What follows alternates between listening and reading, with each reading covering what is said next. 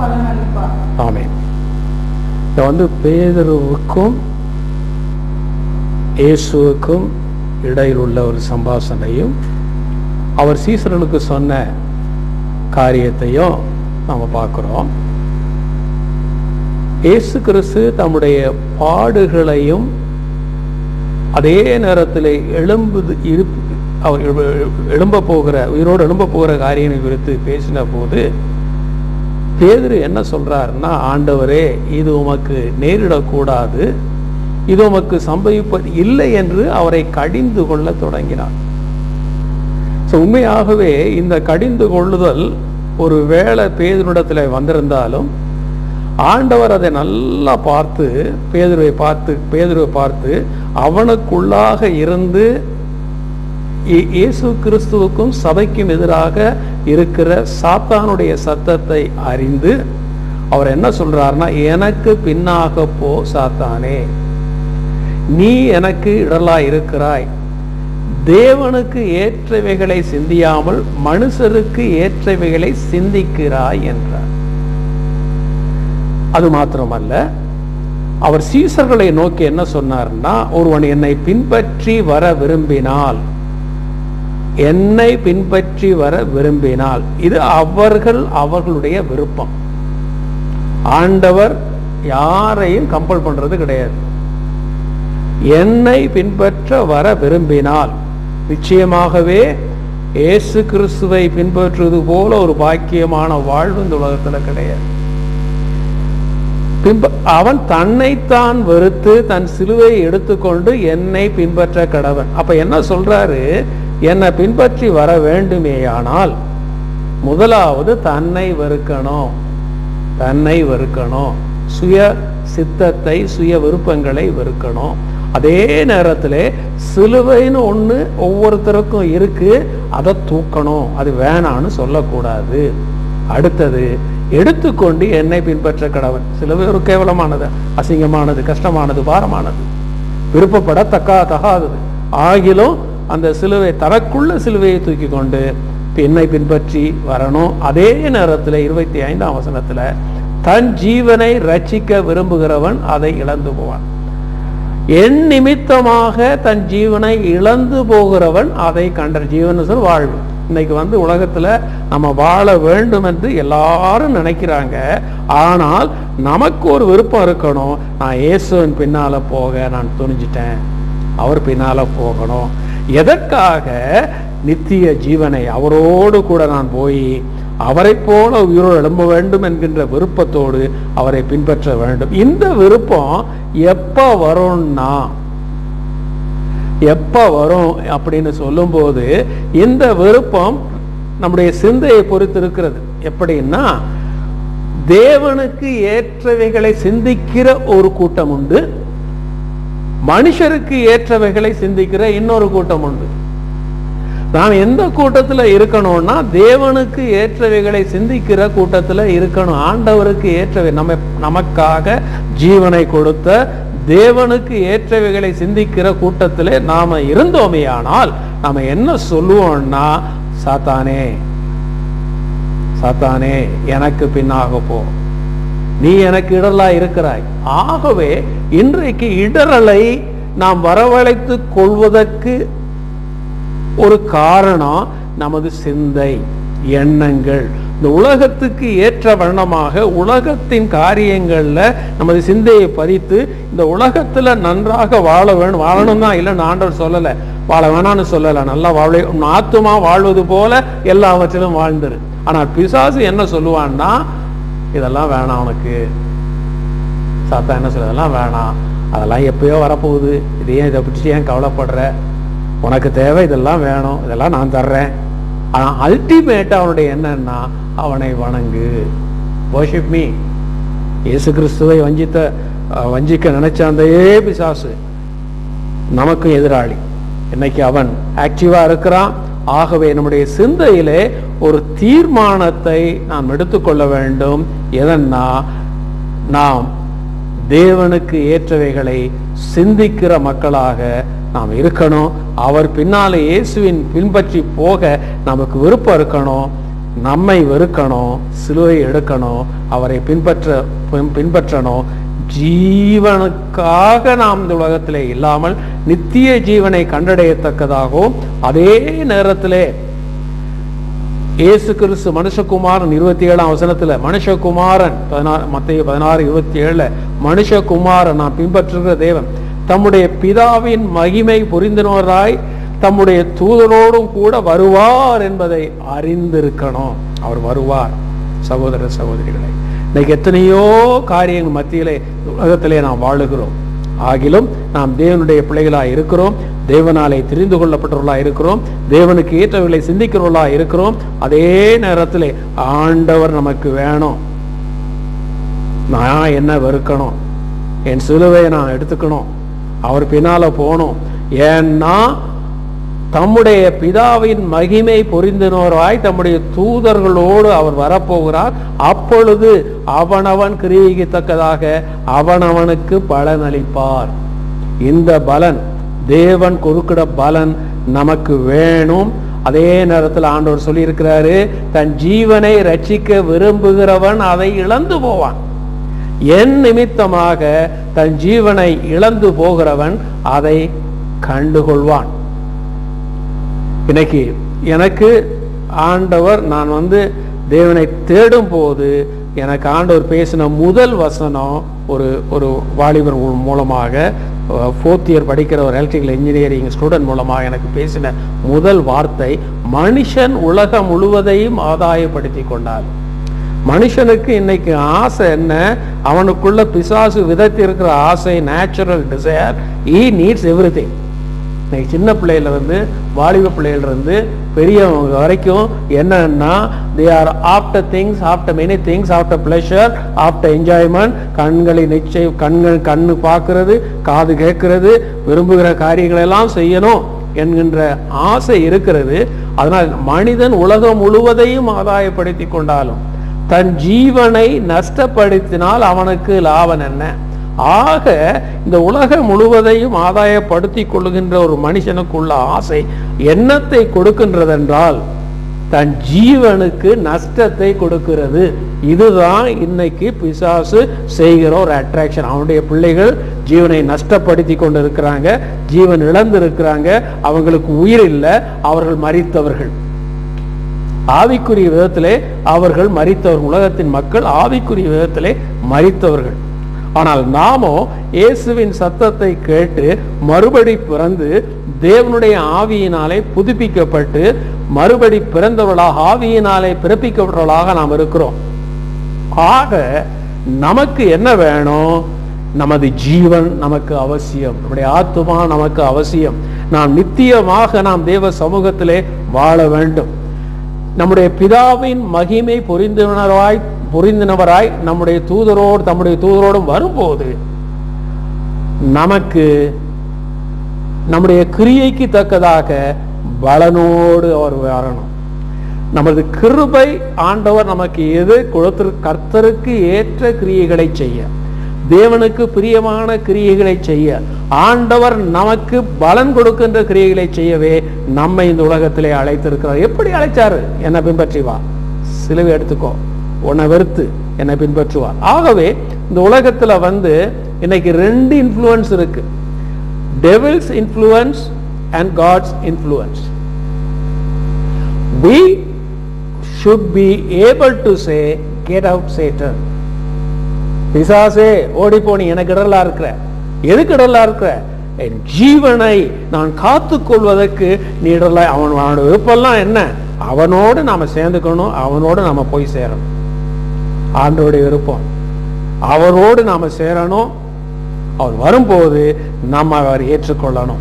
அல்லது அவர் வரும்போது அவரை ஏற்றுக்கொண்டவர்கள் இந்த உலகத்துல மண்ணோடு மண்ணா இருந்தாலும் அவர்களை உயிரோடு எழுப்பி அவர்களை பரலோகத்திலே தேவ சமூகத்திலே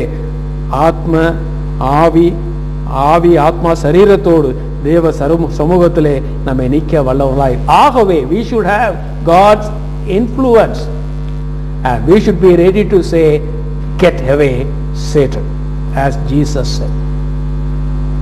Every day he is trying to influence everybody, especially the children of God. ஒவ்வொரு நாளும் எவனை விழுங்கலாம் என்று அவன் வகை தேடி சுற்றித் திரிகிறான். Let us not get into his influence and let us recognize his voice. அவனுடைய தந்திரங்களை நாம் அறிந்து கொள்வோம், அவனுக்கு நோ என்று சொல்லுவோம், அவனை பார்த்து சொல்லுவோம், get out of me. சிந்தையில கொண்டரலாம், உணர்வுல கொண்டரலாம், கண்கள் மூலமாக கொண்டரலாம், எத்தனையோ விதமாக அவன் கொண்டு வர முடியும். ஆனால் நாம் தேவனை பின்பற்ற ஆரம்பித்து விட்டபடியினாலே நமக்கு தேவையெல்லாம் என்ன? Influence of God. தேவனுடைய இன்ஃப்ளூயன்ஸ் நமக்கு வேணும். We need revelation of Jesus Christ. இயேசு கிறிஸ்துவை குறித்த ஒரு நல்ல ரெவலேஷன் நமக்கு வேணும். We need revelation of Jesus Christ. We should listen to Jesus. We should hear the voice of God.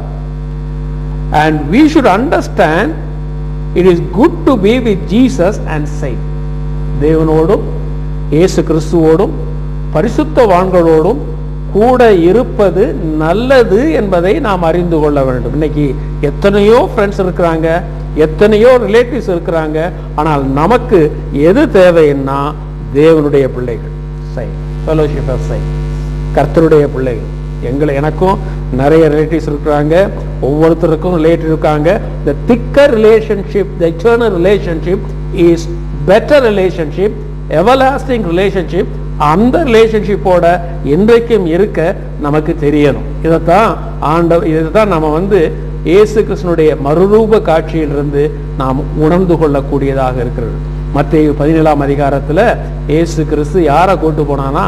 பேதுருவையும் யாக்கோவையும் அவருடைய சகோதரனாகிய யோவானையும் கூட்டிக் கொண்டு தனித்து இருக்கும்படி உயர்ந்த மலையின் மேல் போனாரு. 3 பேரை தான் கூட்டு போனாரு. இவங்களும் கொஞ்சம் தூங்குறவங்க தான். மலைக்கு உச்சிக்கு போனோம்னா கொஞ்சம் கஷ்டம், ஏறி போகணும். தனியா கூட்டு போறாரு. அவருக்கு முன்பாக மறுரூபமானது. அப்பதான் தெரியுது, மறுரூபம் ஆன பிறகு அவருடைய தெய்வீகத்தை அவர்கள் பார்க்கிறார்கள், அவருடைய பரிசுத்தத்தை அவர்கள் பார்க்கிறார்கள், அவருடைய கம்பீரத்தை அவர்கள் பார்க்கிறாங்க. அதுக்கு முன்னால அவருடைய மனுஷீகத்தை அவர்கள் பார்த்தாங்க. கொஞ்ச நேரம் அந்த மறுரூப காட்சியில என்ன நடக்குதுன்னா, மோசே வருகிறாரு, எலியா வருகிறாரு. 3ஆம் வசனத்துல அவரோடு பேசுகிறவர்களாக அவர்களுக்கு காணப்பட்டார். இது பரலோக ராஜ்யத்தை அவர்கள் நேர தரிசிக்கிறாங்க. இயேசுவை பார்க்கிறாங்க, மோசையை பார்க்கிறாங்க, எலியாவை பார்க்கிறாங்க. மோசே மரித்து பரலோகம் போனவர், எலியா மரிக்காமல் பரலோகம் போனவர்.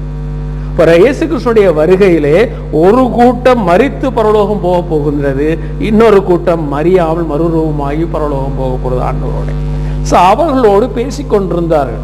அப்பொழுது பேதுரு இயேசுவை நோக்கி, அப்ப இந்த பேதுரு எப்பயுமே முன்னும் பேசுறவர், அவர் சும்மா இருக்கல, மற்றவங்க எல்லாம் சும்மா அப்படி இருக்காங்க, இவர் மாத்திரம் பேசுறாரு. ஆண்டவரே, அவர் அட்ரஸ் பாருங்க, ஆண்டவரே, இஸ் டெல்லிங் இஸ் காட். ஆண்டவரே, நாம் இங்கே இருக்கிறது நல்லது. It is good that we should be here.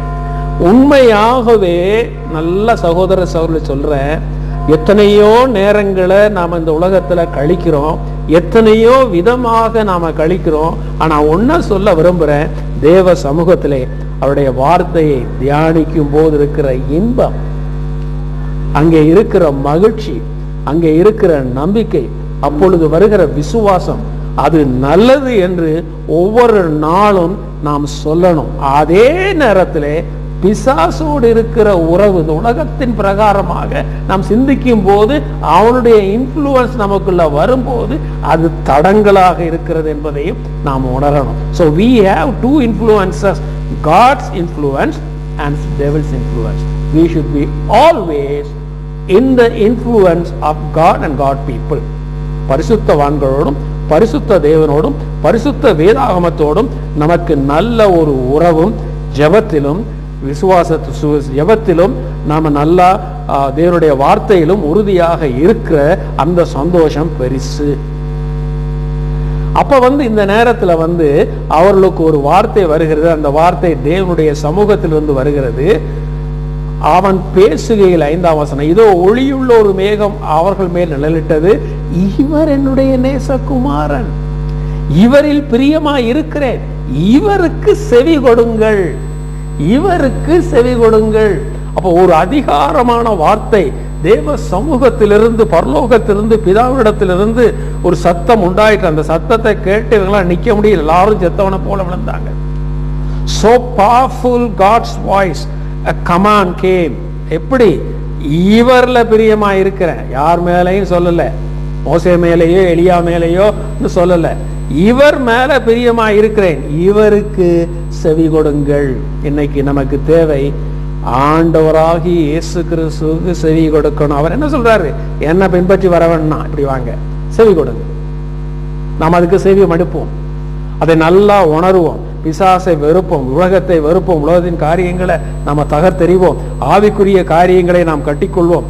அதே நோக்கமாக நாம இருப்போம். உலகம் தேவைன்னு நாம சொல்லல, உலகத்துலதான் நாம இருக்கிறோம். ஆகிலும் நமக்கு இடரல் என்ன என்பதை புரிந்துக்கணும்.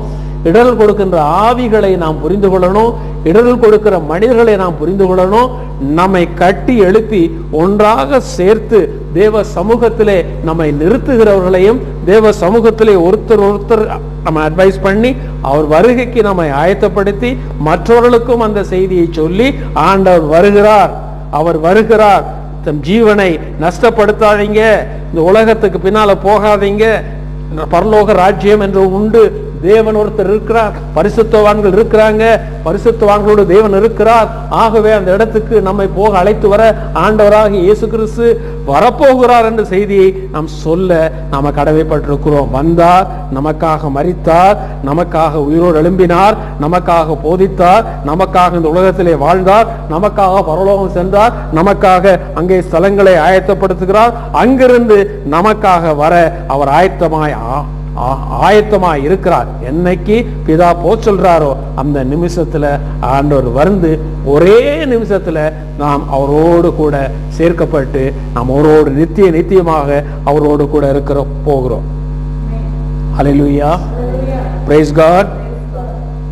இந்த நாள்ல நமக்கு தேவை பிசாசுக்கு, தேவனுக்கு நாம் கீழ்ப்படியணும், பிசாசுக்கு எதிர்த்து நிக்கணும். அந்த நேரத்தில் இவங்க எழுங்கி வரும்போது இயேசு கிறிஸ்து வண்டி ஒருத்தர் வர்றாரு. 17ஆம் அதிகாரம் மத்தேயு 17:14 நான் வாசிக்கிறேன்.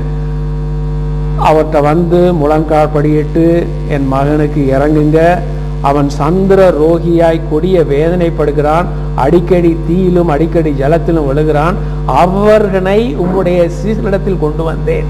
இப்ப சீசலிடத்துல யார் இடத்துல? அந்த 3 பேரையும் தவிர மற்றவங்க இடத்துல நான் கொண்டு வந்தேன். என்ன ஆச்சு? அவர்களாலே அவனை சொஸ்தமாக்க கூடாமற் போயிற்று என்றான். சோ அங்க இயேசு கிறிஸ்துவும் 3 சீசர்களும் மலையிலிருந்து இறங்கி வர்றாங்க. இங்க கீழே என்ன நடக்குதுன்னா, ஒரு பிசாசு பிடித்த ஒரு பிள்ளைய சுகப்படுத்த முடியல.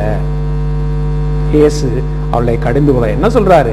விசுவாசம் இல்லாத மாறுபாடுள்ள சந்ததியே.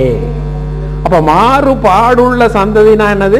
கொஞ்சம் இங்க கொஞ்சம் அங்க. Influence with God sometime, influence with devil sometime. தேவனோட ஐக்கியம் கொஞ்ச நேரம், ஆண்டோட கேட்கறது கொஞ்ச நேரம் ஒரு காதுல, அடுத்த காதுல உலகத்தினுடைய அதிபதி சத்தத்தை கேட்க. அவனும் நல்லா தான் பேசுவான். இவர் பரலோகத்தை பத்தி பேசுவாரு, அவன் உலகத்தை பத்தி பேசுவான், உலகத்தினுடைய ஐஸ்வர்யங்களை பத்தி பேசுவான், மகிமையை பத்தி பேசுவான். எது நமக்கு அட்ராக்ஷனா இருக்கணும்? நம்முடைய கண்கள் இயேசுவை பார்க்கணும், நம்ம பரலோக வாசி என்பதை உணர்ந்து கொள்ளணும், இந்த உலகத்துக்கு சொந்தமானவர்கள் இல்லை என்பதை உணரணும். என் தகப்பன், என் அப்பா பரலோகத்தில் இருக்கிறார், எனது வாசஸ்தலம் அங்கே இருக்கிறது, என் பொக்கிஷம் அங்கே இருக்கிறது, அங்கதான் நான் போகணும் என்ற விருப்பம் நமக்குள்ள வேணும். விசுவாசம் உள்ள மாறுபாட சந்ததியே. இயேசு பிசாசை அதட்டினார், உடனே அது அவனை விட்டு புறப்பட்டு போ. அப்ப என்ன அர்த்தம் பார்க்கிறார்? இயேசு என்ன நினைக்கிறார்னா, இந்த சீசர்கள் விசுவாசம் உள்ளவர்களாய் இருந்து இயேசுவை போல பிசாச இவங்களும் துரத்தணும், இவங்கள்ட்ட இன்ஃப்ளூயன்ஸ் பண்ணாம இருக்கிறது துரத்தணும், அடுத்தவங்க மத்தியில இருக்கிற பிசாச விரட்டணும். ஆமேன். மற்றவர்களை அலக்களிக்கிற பிசாசையும் விரட்டணும். அதுக்கு என்ன வேணும்? விசுவாசம் வேணும். மாறுபாடு இருக்கக்கூடாது. இங்க கொஞ்சம், அங்க கொஞ்சம், இந்த பக்கம் கொஞ்சம், அந்த பக்கம் கொஞ்சம், இதையும் செஞ்சுக்கணும், அதையும் செஞ்சுக்கணும். சோ நிறைய இந்த விசுவாசம் இல்லாத சீசர்களை போல ஒருபோதும் இப்போது நாம் இருக்கக்கூடாது. அதற்கு இயேசு சொல்றாரு. இயேசுட்ட வந்து தனிச்சு கேட்கிறாங்க, எங்களால் கூடாம போயிட்டு கேட்ட. அதற்கு இயேசு 20ஆம் வசனம், உங்கள் அவிசுவாசத்தினாலே தான் ஆயிற்று, உங்களால கூடாம போயிட்டு. விசுவாசம் இருந்தா உங்களால கடுகு விதையளவு கொஞ்சம் விசுவாசம் உங்களுக்கு இருந்தால் நீங்கள் இந்த மலையை பார்த்து இவ்விடம் விட்டு அப்புறப்போ என்று சொல்ல அது அப்புறம் போம். உங்களால் கூடாத காரியம் ஒன்றும் இராது என்று மெய்யாகவே உங்களுக்கு சொல்கிறேன் என்று சொல்லிட்டு, இந்த சாதி பிசாசு ஜெபத்தினாலும் உபவாசத்தினாலும் அன்றி மற்ற எவ்விதத்திலும் புறப்பட்டு போகாது என்றார். ஜெபம், உபவாசம் தேவனோடு நம்முடைய ஐக்கியத்தை கொடுக்கிறது. Worshipping God, relationship with God, close relationship with God. தேவனோடு ஒரு ஐக்கியம். ஏன் ஜெபத்துக்கு வரணும்னு சொல்றோம்? ஆண்டவரோட ஐக்கியம். ஏன் ஜெபிக்க சொல்றோம்? ஆண்டவரோட ஐக்கியம். எப்பொழுதும் ஜெபம் பண்ணுங்கள் ஏன் வேதத்துல இருக்கு? ஆண்டவரோட எப்பயுமே ஐக்கியமா இருக்கணும். ஆல்வேஸ், மூச்சு மாதிரி அவரோட கூட எப்பயுமே நாம இருக்கணும். not sometime and sometime into the world, not sometime friend with God and sometime friendship with devil. We should be always with Jesus. இயேசுவோடு கூட நம்ம அவர் சொல்லிட்டு போனா, நான் எப்போதும் கூட இருக்கேன். அப்ப it is possible for us to be with him always by the power of the Holy Spirit. பரிசுத்த ஆவியினாலே இயேசு கிறிஸ்துவோடு இந்த நாளிலே நாம் கூட இருப்பது மிகுந்த நிச்சயமே. நமக்கு பணம் தேவை. எத்தனை பேருக்கு பணம் தேவையில்லை? இல்லை, எல்லாருக்கும் பணம் தேவை. பணம் இல்லாம இந்த உலகத்துல ஜீவிக்க முடியாது. விசுவாசம் மாத்திரம் வச்சுட்டு ஜீவிக்க முடியுமா? முடியாது. விசுவாசம் பணத்தையும் கொடுக்கும். It will give money also. Hallelujah. So இந்த இடத்துல பாருங்க, இமீடியட்டா அவர் சொல்லுகிற ஒரு காரியத்தை நான் பார்க்கும்போது நான் ஆச்சரியப்பட்டேன். அங்க வந்து கொஞ்சம் பேரு எங்கேயோ தூரத்து கற்பனம்லேருந்து வந்து வரிப்பணம் வாங்குறவர்கள் பேரிடத்தில் வந்து பணம் வரிப்பணம் வாங்குறவங்க, டாக்ஸ் கலெக்டர். உங்க போதகர் வரிப்பணம் செலுத்துகிறது இல்லையா? அவங்க என்ன சொல்றாங்க? இயேசு கிறிஸ்து போதகர், டீச்சர், அவர் வரிப்பணம் செலுத்துகிறது இல்லையா என்று கேட்டார்கள். இது கதை உங்களுக்கு நல்லா தெரியும். மற்ற காரியங்கள் வாசித்துங்க. 27ஆம் வசனத்தை என்ன சொல்றாருன்னா, ஆகிலும் நாம் அவர்களுக்கு இடர் அடையாதபடிக்கு நீ கடலுக்கு போய் தூண்டில் போட்டு முதலாவது அகப்படுகிற மீனை பிடித்து அதன் வாயை திறந்து பார், ஒரு வெள்ளி பணத்தை காண்பாய், அதை எடுத்து எனக்காகவும் உனக்காகவும் அவரிடத்தில் கொடு என்றார். ஆமென். இவர் கையை மூடி ஒரு பணத்தை எடுத்து கொடுத்துக்க முடியும், திறந்து பணத்தை எடுத்து கொடுத்துக்க. அதை சொல்ல, நீ போ, தூண்டி போடு, மீனை பிடி.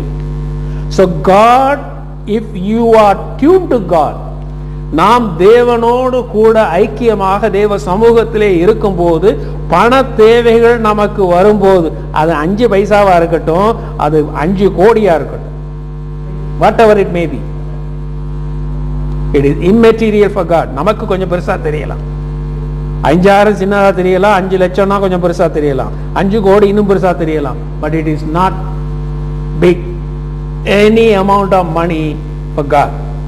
நல்லா புரிஞ்சுங்க. நம்முடைய பண தேவைகளையும் அற்புதமாக சந்திக்கின்ற இயேசு கிறிஸ்து நம்மத்திலே இருக்கிறார். அல்லேலூயா. எல்லாரும் ஆமென் சொல்லுங்க. நம்மத்திலே அவர் இருக்கிறார். கர்த்தருக்கு ஸ்தோத்திரம், தேவனுக்கு ஸ்தோத்திரம். அவர் அற்புதர். அவர் சொல்றதை செஞ்சா போதும். இவர் போய் ஆமா மீன் பிடிக்க போய் சொல்லிட்டாரு, அங்க போய் மீன் வாயை திறந்தா எத்தனை மீனை நான் பிடிச்சிருக்கேன்.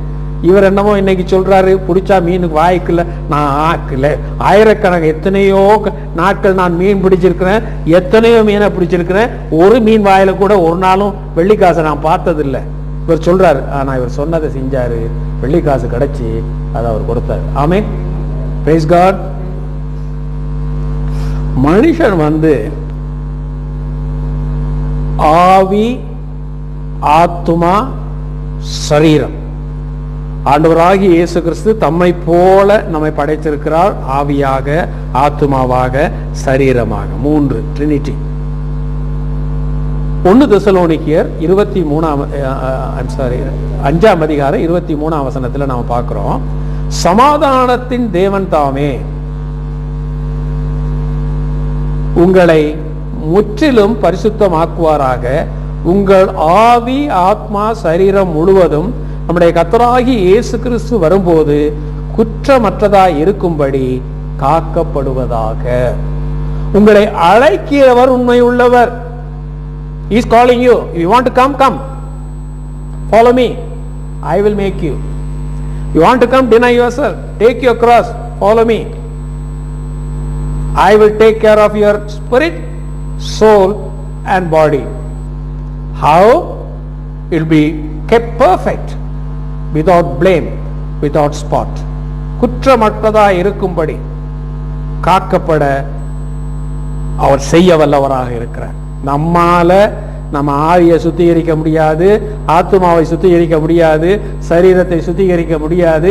ஆனால் தேவ சமூகத்திலே நாம் நிற்கும் போது நம்முடைய ஆவி, ஆத்மா, சரீரம் முழுவதையும் எப்ப இயேசு கிறிஸ்து வரும்போது, அவர் சொல்லிட்டு வரப்போறதில்லை, சொல்லாம வரப்போறார், சடுதியாக வரப்போறார்.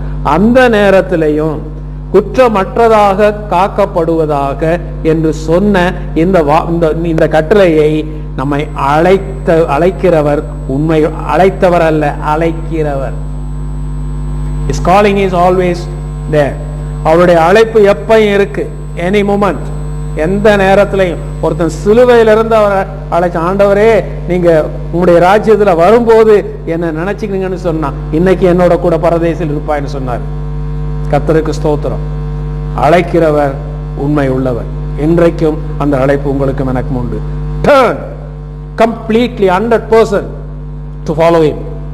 Not 99% but 100%.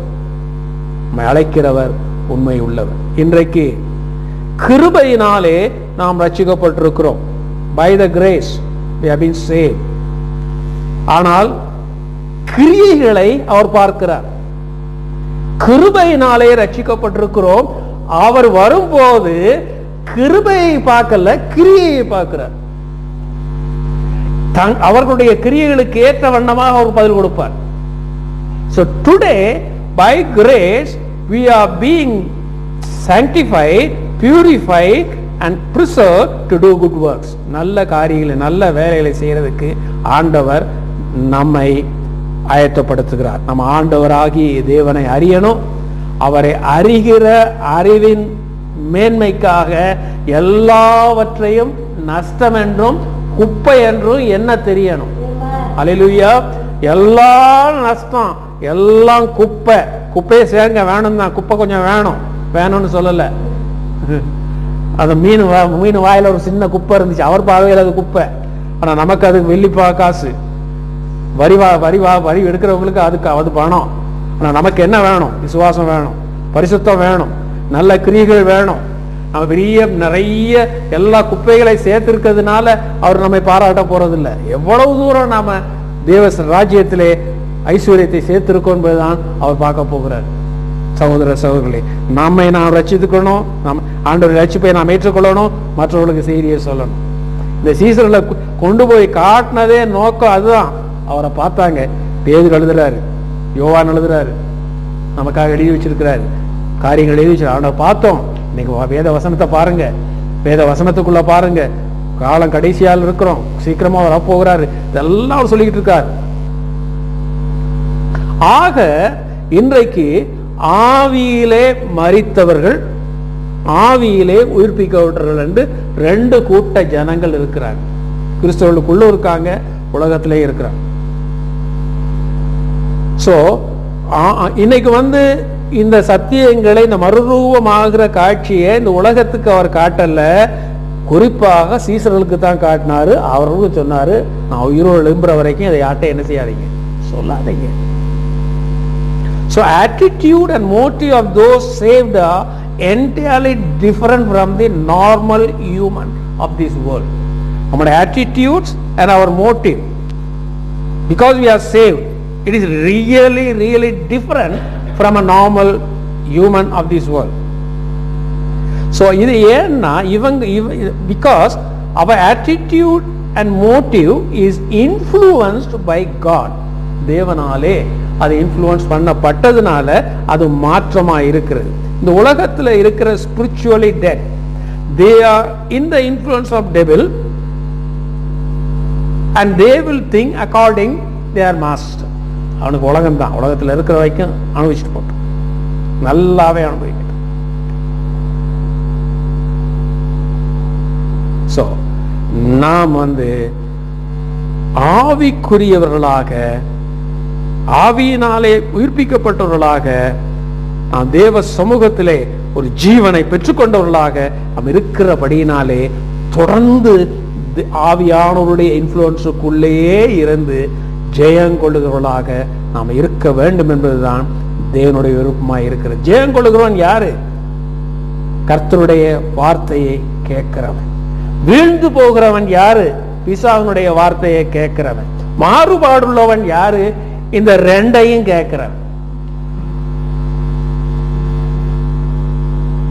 பாருங்க, எபிசியன்ஸ் சாப்டர் 2, எபேசியருக்கு எழுதின நிருபம் 2ஆம் அதிகாரம் முதல் 4-5 வசனங்களை நான் வாசிக்கிறேன். இதுல குறிப்பாக நான் வாசிக்கிறேன். முதல் வசனம், அக்கிரமங்களினாலும் பாவங்களினாலும் மரித்தவர்களாய் இருந்த உங்களை உயிர்ப்பித்தார். ஆமாவா இல்லையா? நல்ல மனசை தொட்டு சொல்லுங்க. ஆண்டவர் உயிர்ப்பிக்கலன்னா தேவ சமூகத்தில் முழங்கால் படிட்டு இப்பவே கேளுங்க, இப்பவே உயிர்ப்பிப்பார். Immediately he will regenerate you. I need your touch. ஆண்டவரே, உங்க தொடுதல் எனக்கு வேணும். பாவங்கள்ல மரித்திருந்த உங்களை உயிர்ப்பித்தார்.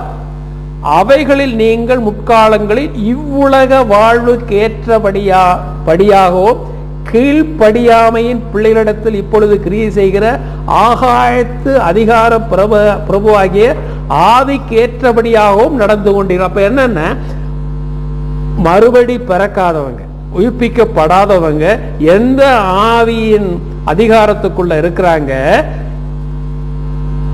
தீமையான ஈவில் ஸ்பிரிட்டுடைய ஆவியின் அதிகாரத்துக்குள் இருக்கிறாங்க.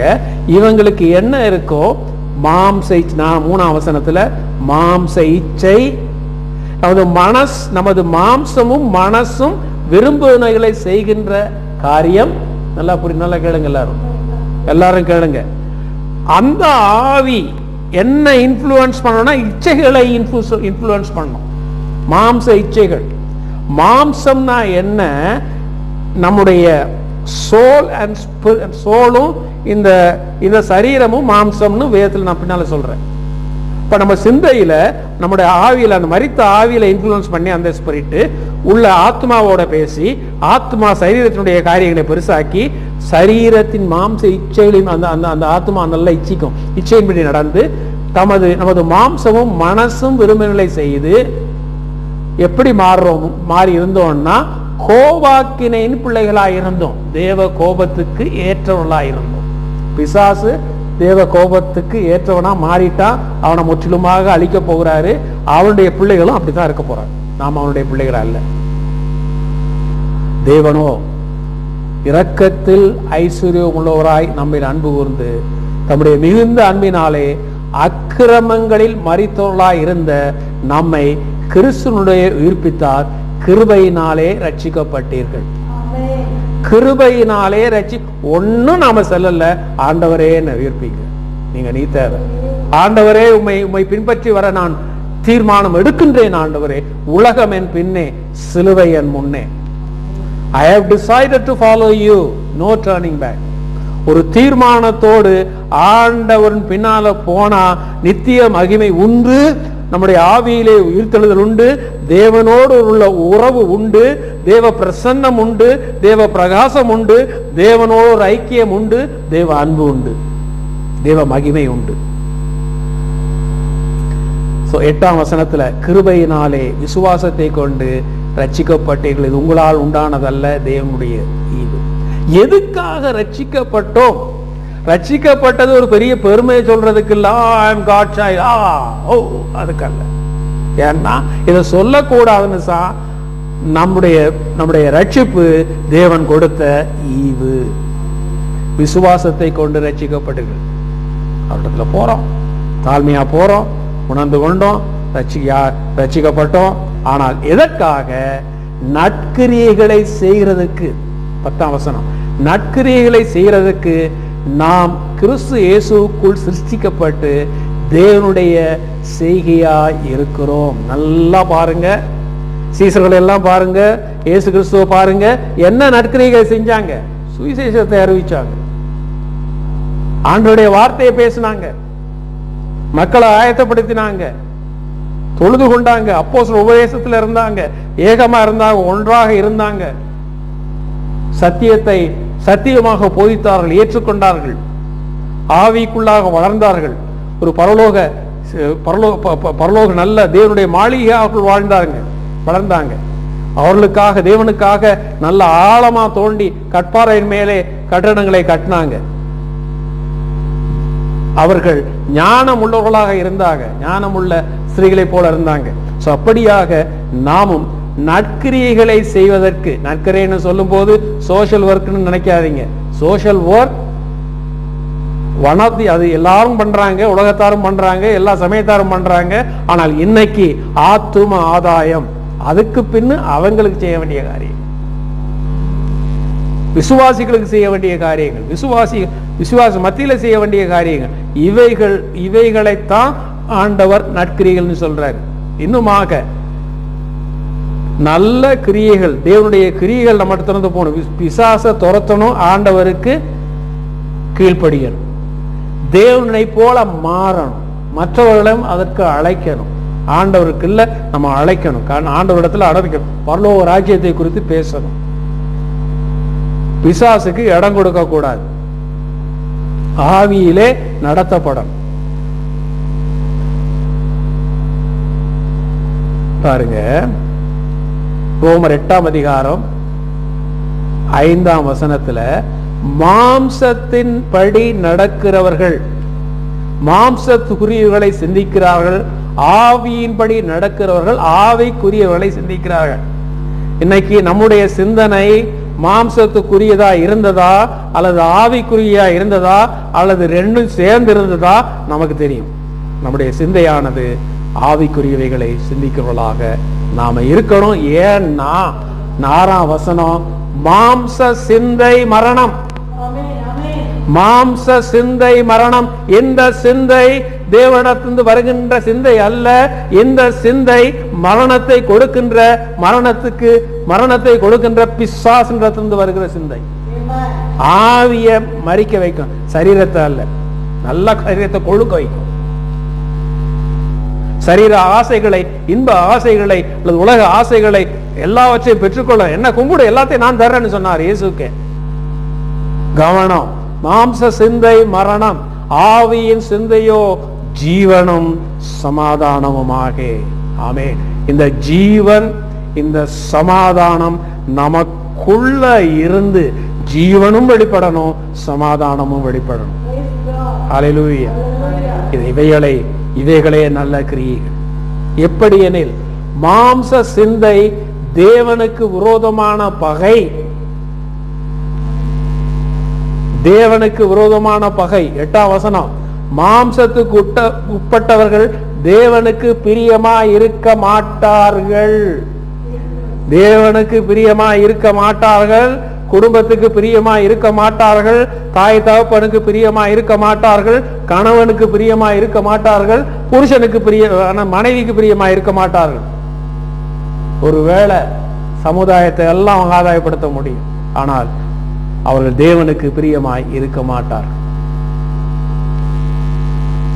தேவனுடைய ஆவி உங்களிலே வாசமாய் இருந்தால், this is a questionable thing. தேவனுடைய ஆவி உங்களிலே வாசமாய் இருந்தால் நீங்கள் மாம்சத்துக்கு உட்பட்டவர்களா இராமல் ஆவிக்கு உட்பட்டவர்களா இருப்பீர்கள். கிறிஸ்துவின் ஆவி இல்லாதவன் அவருடையவன் அல்ல. ஆக இதை டெஸ்ட் பண்ணி பார்க்க முடியும், எந்த ஆவி எனக்குள்ள இருக்கு, தேவனுடைய ஆவியா? அப்படி இருந்தா என்ன இருக்கும்? அது ஜீவனாயிருக்கும், அது சமாதானமாயிருக்கும், தேவனுக்கு பிரியமாயிருக்கும். ஆவிக்குரிய காரியங்களை, தேவனுக்குரிய காரியங்களை சிந்திக்கும். கொஞ்ச நேரம் இப்படி கொஞ்ச நேரம் அப்படி இருக்காது. அதே நேரத்தில் கிறிஸ்து உங்களில் இருந்தால், கிறிஸ்துவின் ஆவி இல்லாதவன் அவருடையவன் அல்ல. கிறிஸ்து உங்களில் இருந்தால் சரீரமானது பாவத்தின் நிமித்தம் மரித்ததாகவும் ஆவியானது நீதி நிமித்தம் ஜீவனுள்ளதாகவும் இருக்கும். 10ஆம் வசனம். அன்றியும் 11ஆம் வசனம், அன்றியும் ஆவி உங்களில் வாசமாயிருந்தால் சாவுக்கேதுவான உங்கள் சரீரங்களையும் உயிர்ப்பிப்பார். அப்ப சரீரத்திலையும் தேவனுடைய ஆவியோடு நம்முடைய ஆவி இணைந்து, அந்த தேவ ஆவியும் நம்ம ஆவியும் சேர்ந்து ஒரு நல்ல வல்லமையான ஆவியாக இருந்து நம்முடைய ஆத்துமாவை கண்ட்ரோல் பண்ணி, நம்முடைய சரீரத்தை கண்ட்ரோல் பண்ணி, சாவுக்கேதுவான சரீரத்திலே தேவனுடைய கிரியைகள், தேவனுடைய சுபாவங்கள் காணப்படத்தக்கதாக அந்த சரீரங்களை மாற்ற வல்லதே தேவனுடைய ஆவி. ஆமென். அல்லேலூயா. இன்னைக்கு சாதாரணமாக யாராவது நம்ம திட்டிவிட்டாங்கன்னா திருப்பி திட்டணும் வரணும். திருப்பி திட்ட முடியலன்னா எங்கேயாவது போய் தனியை சுத்த சொல்லணும். இது நேச்சுரல். ஆனா ஆண்டவருடைய ஆவி எதுக்காக திட்டுறாங்க, ஏன் திட்டினாங்க, சரியா தானே திட்டினாங்க, சரிங்க, ஓகேங்க, நன்றி அப்படின்னு சொல்ல தோணும். ஆகையால் சகோதரரே, மாம்சத்தின்படி பிழைப்பதற்கு நாம் மாம்சத்துக்கு கடனாளிகள் அல்ல. மாம்சத்தின்படி பிழைத்தால் சாவீர்கள். These are all very definite God's rule. ஆவியினாலே சரீரத்தின் செய்களை அழித்தால் பிழைப்பீர்கள்.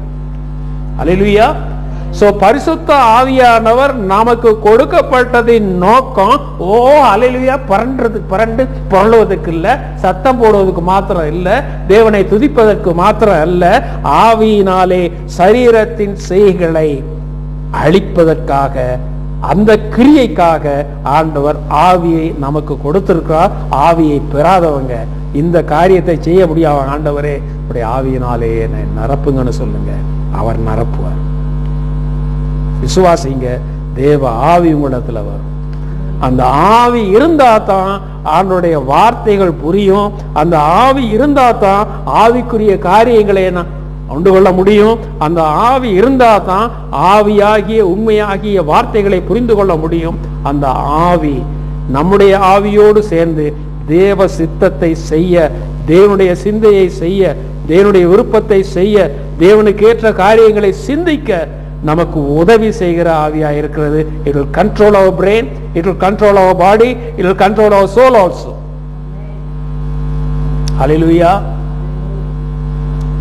மேலும் 14ஆம் வசனத்துல, எவர்கள் தேவனுடைய ஆவியினாலே நடத்தப்படுகிறார்களோ, whosoever, நான் ரட்சிக்கப்பட்ட நான் பரலோகத்துக்கு போறேன்னு சொல்லிக்கலாம், ஆனால் நடத்தப்படணும், தேவ ஆவியினாலே நடத்தப்படணும், தேவனுடைய புத்திரராக நாம் அறியணும்.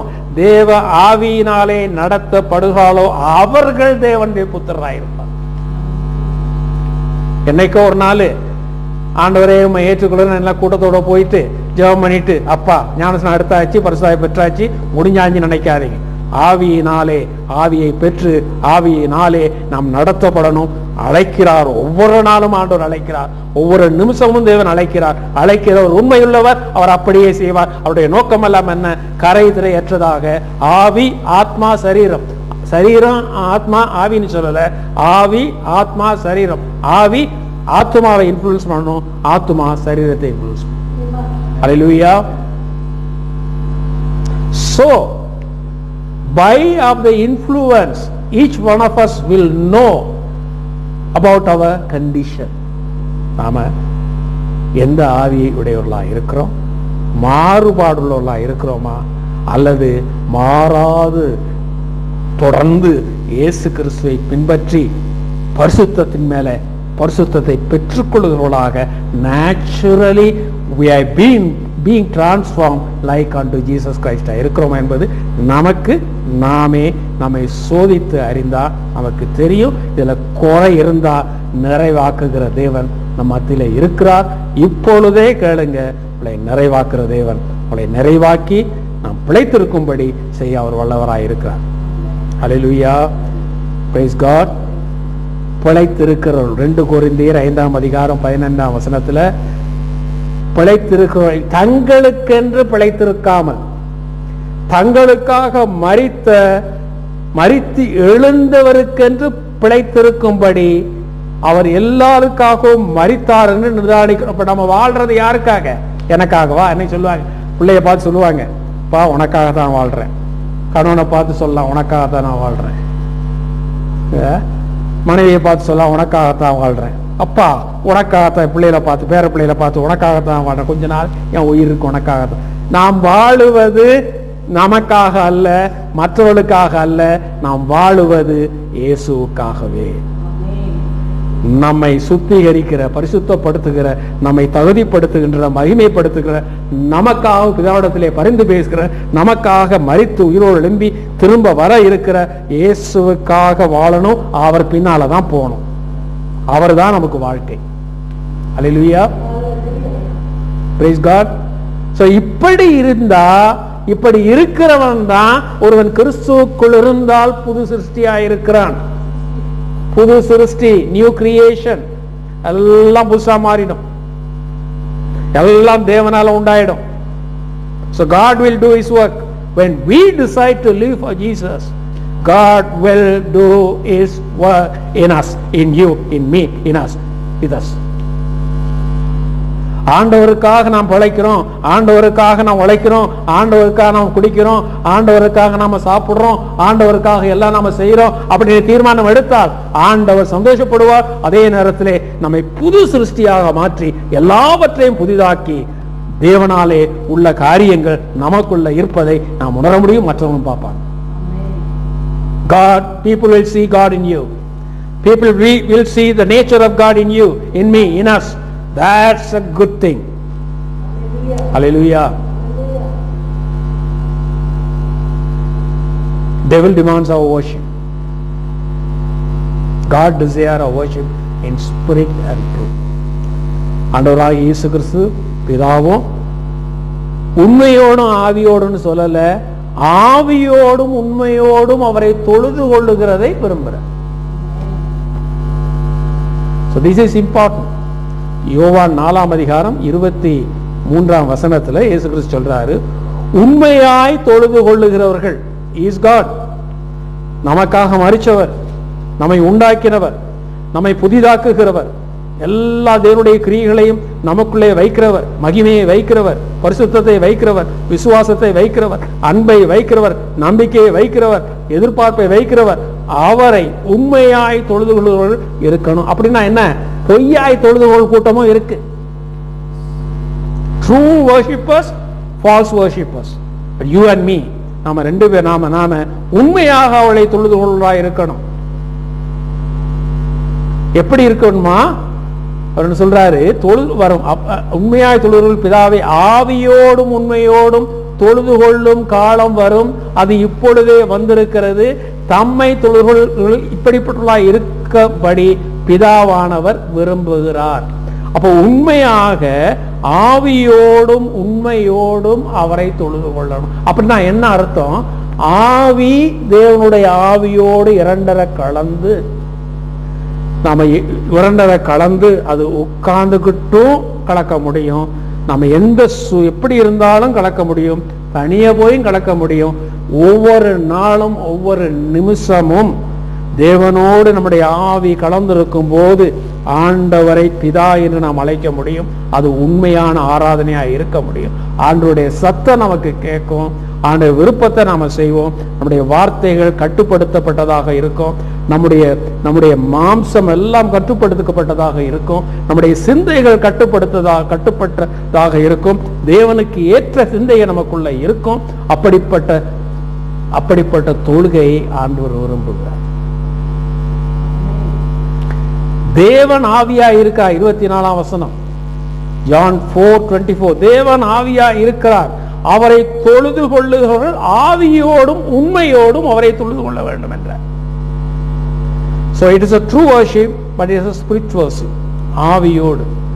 So நம்முடைய ஆவி ஆண்டவருடைய ஆவியோடு இணைந்து யூனியனாக இருப்பதுதான் ஒரு தொழுது கொள்ளுதல். தேவ ஆவியோடு இரண்டரை கலந்து அப்பா பிதாவே என்று அழைத்து அவரை ஆராதித்து உண்மையோடு அவரை தொழுது கொள்வதை ஆண்டவர் விரும்புகிறார். That worship is a powerful worship. That worship will change your lifestyle. The worship will change yourself. ரோமர் 12ஆம் அதிகாரம் முதல் வசனத்தை நான் வாசிக்கிறேன்.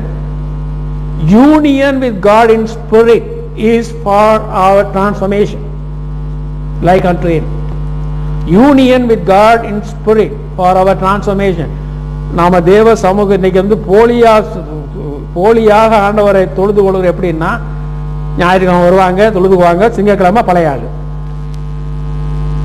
ஞாயிற்றுக்கிழமை ஆண்டவரோட கொஞ்ச நேரம், திங்கட்கிழமை அவன் கோயிலுக்கு வாசல்லே இருப்பான், அவன் கூட்டு வந்துடுவானு, வா வா வா நீ தான் என் ஃப்ரெண்டு. கொஞ்ச நேரம் ஆண்டவரோட மாறுபாடு உள்ள சொல்ல.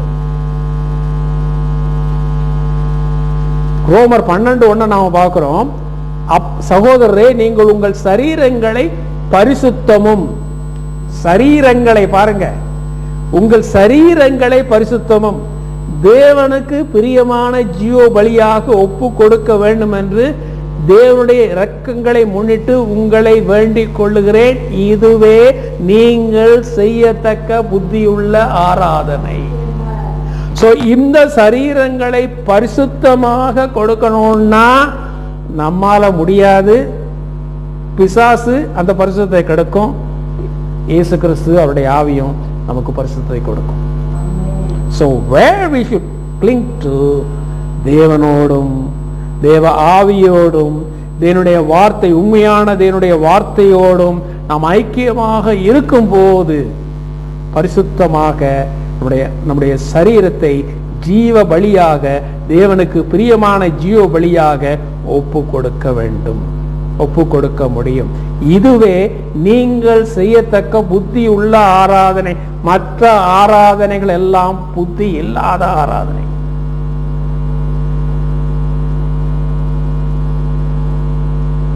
அப்ப ஏன் ஒப்பு கொடுக்கணுமா? நீங்கள் இந்த பிரபஞ்சம், நீங்கள் இந்த பிரபஞ்சத்துக்கு ஒத்த வேஷம் தெரியாமல் தேவனுடைய நன்மையும் பிரியமும் பரிபூர்ணமான சித்தம் இன்னதென்று பகுத்தறியத்தக்கதாக உங்கள் மனம் புதிதாகிறதுனாலே மறுரூபமாகுங்கள். அப்ப ஒரு மனதுக்குள்ள ஒரு மாற்றத்தை நமக்கு வேணும்னா சரியான ஆராதனை செய்ய தெரியணும். இப்பிரபஞ்சத்துக்கு ஒத்த வேஷம் தெரியாமல் இருக்கணும்னா நாம சரியாக ஆண்டவரை ஆராதிக்க தெரியணும், ஆண்டவரோடு இணைய தெரியணும். We should have the influence of the Holy Spirit always in our life. Any moment we should be in a position to pray, worship God. எந்த இடத்துலையும் praise God, hallelujah.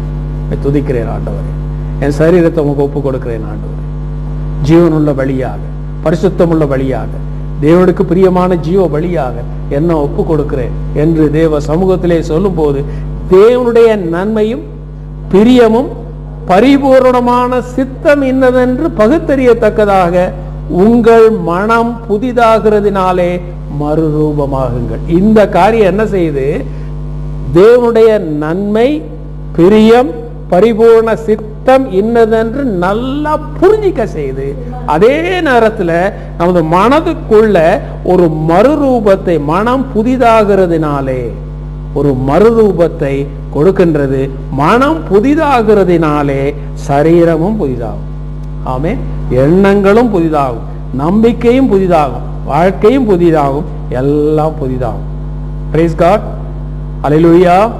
ஆண்டவர் புதிய காரியங்களை இந்த வருடத்துல விசேஷமாக பிறந்த நாளை நினைவுகூர்ற சகோதரிகளுக்கு நான் சொல்றேன், expect fresh and new and wonderful things of God in your life. A drastic change in your attitude, drastic change in your life, drastic change to tune with God's Spirit. தேவ ஆவியோடு இணைந்து தேவனுக்காக வாழ்ந்து நல்ல கிரியைகளை, ஆண்டவர் விரும்புகிற கிரியைகளை செய்யவும், ஆண்டவர் விரும்புகிற வர்ஷிப்பை பண்ணவும், ஆண்டவருடைய விரும்புகிற காரியங்களை செய்யவும் அவருடைய சுபாவமாக மாறவும், அதே போல பிதா அந்த அந்த பேதுருக்கு சொன்னமாக இவருக்கே செவி கொடுங்கள், இவருடைய நேசகுமாரன் சொன்னமாக இயேசுவின் சத்தம் கேட்கவும் அவருக்கு செவி கொடுக்கவும் அவர் சித்தம் செய்யவும் நம்மை நாம் ஒப்பு கொடுப்போம். Let us submit ourselves. Short life here in this world, but we are not of this world. We should not get influenced by the spirit that is prevalent in this world, but we should be influenced by the spirit that came from heaven. That's God's spirit. That's the spirit of Jesus Christ that will make you whole, perfect, blameless. When Jesus comes, we will have rewards from him, and also we will live forever with him in glory and glory and glory. Every moment will be glorious and will be joyful, will be happy. It's a great life for which God has called us, ordained us, selected us, and calling you. Let us submit to God. கர்த்தருக்கு மகிமை உண்டாவதாக, தேவனுக்கு மகிமை உண்டாவதாக.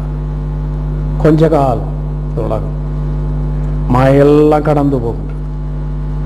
உலகத்தின் மகிமையெல்லாம் கொஞ்ச காலம், சரீரத்தின் மகிமையும் கொஞ்ச காலம், எல்லாம் போயிடும். ஆண்டவருடைய மகிமை ஒருபோதும் குறையாது. நாம் தேவனுடைய பிள்ளைகளாக இருக்கிறோம். அவரே நமக்கு எல்லாமாக இருக்கிறார். He is all in all. He is all in all. Let us firmly decide, if you are not decided so far, to follow 100% to Jesus Christ. அவருடைய மகிமைக்காக, அவருக்காகவே நான் ஜீவிக்க என்னை ஒப்புக் கொடுக்கிறேன். அவருடைய சித்தம் எனக்கு தெரியணும், அவருடைய விருப்பம் எனக்கு தெரியணும், நான் அவரை பிரியப்படுத்தணும். என்னுடைய கிரியைகள் எல்லாம் அவருக்கு பிரியமாக இருக்கணும். என்னுடைய கிரியைகள் பலனளிக்கிற கிரியைகளாக இருக்கணும். நான் எனக்கு இடரலை கொடுக்கிற ஆவிக்கு ஒருபோதும் என்னை விட்டு கொடுக்க கூடாது. என்னுடைய ஆத்மாவை காத்து பாதுகாத்து என்னுடைய ஆவி ஆத்மா சரீரத்தை பிழையற்றதாக கரையற்றதாக நிறுத்த வல்ல தேவனையே நாம் பின்பற்ற நாம் தீர்மானிப்போம். நல்ல பிதாவே, உம்மை துதிக்கிறோம், போற்றுகிறோம், வாழ்த்துகிறோம். எங்களை உமக்கு ஒப்புக் கொடுக்கிறோம் ஆண்டவரே. உடைய வருகை எப்போது எப்படி இருக்கும் என்று எங்களுக்கு தெரியாது. ஆனால் நிச்சயமாகவே நீர் வருகிறீர் என்பதை நாங்கள் அறிந்திருக்கிறோம். இந்த நேரத்தில் பண தேவைகளை சந்திங்க, சரீர தேவைகளை சந்திங்க. பரிசுத்த பிதாவை தேவனுடைய ராஜ்யத்தை தேடும் பொழுது, உண்மையாக உண்மை ஆராதிக்கும் போது எங்களுக்குள்ளே மறுரூபத்தை கொண்டு வருகிற அதே நேரத்திலே சந்தோஷத்தையும் சமாதானத்தையும் கொடுக்க வல்லவராக இருக்கிறேன் என்பதை நாங்கள் அறிந்திருக்கிறோம். கர்த்தாவே, பிதாவே, ஒரு நல்ல ஜீவனும் நல்ல சமாதானமும் ஒவ்வொருவருக்குள் உண்டாவதாக. ஆவியின் கிரியைகள் பெருகுவதாக. ஆவியின்படி நாங்கள் நடந்து மாம்ச சிந்தைகளையும் மாம்ச கிரியைகளையும் அழிக்க அடக்க ஒவ்வொருவருக்கும் கிருபை கொடுங்க. விசேஷமாக வாலிப பிள்ளைகளுக்கு நீர் கிருபை கொடுக்க வேண்டுமா நான் ஜெபிக்கிறோம் ஆண்டவரே. இந்த வாலிப பிள்ளைகளுக்கு ஒரு மனம் திரும்புதலை கொடுத்து, பரிசுத்த தேவனே, உம்மை பின்பற்ற உம்பக்கம் திரும்ப பெற்றோர்களாக எங்கள் வாழ்வு அதற்கேற்றவண்ணமாக அமைய எங்களை நாங்கள் ஒப்புக் கொடுக்கிறோம் ஆண்டவரே. அவர்களுக்கு ஒரு வெளிச்சமாக, அவர்களுக்கு ஒரு சத்திய பாடங்களை படிப்பிக்கிறவர்களாக, தேவ சமூகத்திலே அவர்களை நிறுத்தவல்ல இயேசுவை குறித்து எப்பொழுதும் அவரோடு பேசி, பரிசுத்த பிதாவே, தேவாதி தேவனே, தேவ சமூகத்திலே நம்முடைய குடும்பங்களில் உள்ள வாலிப பிள்ளைகள் பெரியவர்களாக இருக்க அவர்களை நம்முடைய கரத்திலே நாங்கள் ஒப்புக் கொடுக்கிறோம் ஆண்டவரே. உறவினர்கள், நண்பர்கள், எங்களுக்கு தெரிந்தவர்கள், உம்மை அறியாதவர்கள், அவர்களுக்காகவும் ஜெபிக்கிறோம். எங்கள் வாழ்க்கை அவர்களுக்கு ஒரு வெளிச்சத்தை கொடுத்து தேவ சமூகத்திலே அவர்கள் ஈர்க்கத்தக்கதாக தேவ வல்லமை எங்களுக்குள்ளே இருக்க தேவனே கிரியை செய். நற்கிரியைகள் பெருக எங்களை ஒப்புக் கொடுக்கிறோம். நன்றி செலுத்துகிறோம், உம்மை துதிக்கிறோம். எங்களை தேடி வந்த தெய்வமே, எங்களை அழைத்தவரே, எங்களுக்காக மரித்து உயிரோடு எழும்பினவரே, எங்களோடு கூட இருக்கிறவரே, எங்களை மறுரூபப்படுத்துகிறவரே, எங்கள் சரீரங்களை இந்த வேளையிலே உம்முடைய பலிபீடத்திலே ஜீவ பலியாக ஒப்பு கொடுக்கிறோம், பரிசுத்தமுள்ள பலியாக ஒப்பு கொடுக்கிறோம். பரிசுத்த பிதாவே, தேவ சித்தம் இன்னது என்று நாங்கள் அறிந்து செயல்பட எங்களுக்கோடு பேசுங்க, உணர்த்துங்க ஆண்டவரே. நன்மை செய்வோம். நன்றி ஆண்டவரே. கரத்துல ஒருவே ஒப்பு கொடுக்கிறோம். இயேசுவின் வல்ல நாமத்தினாலே ஜெபிக்கிறோம் பிதாவே, ஆமென். என் ஆத்துமாவே கர்த்தரை ஸ்தோத்திரி, என் முழு உள்ளமையுடைய பரிசுத்த நாமத்தை ஸ்தோத்திரி. என் ஆத்துமாவே கர்த்தரை ஸ்தோத்திரி, அவர் செய்த சகல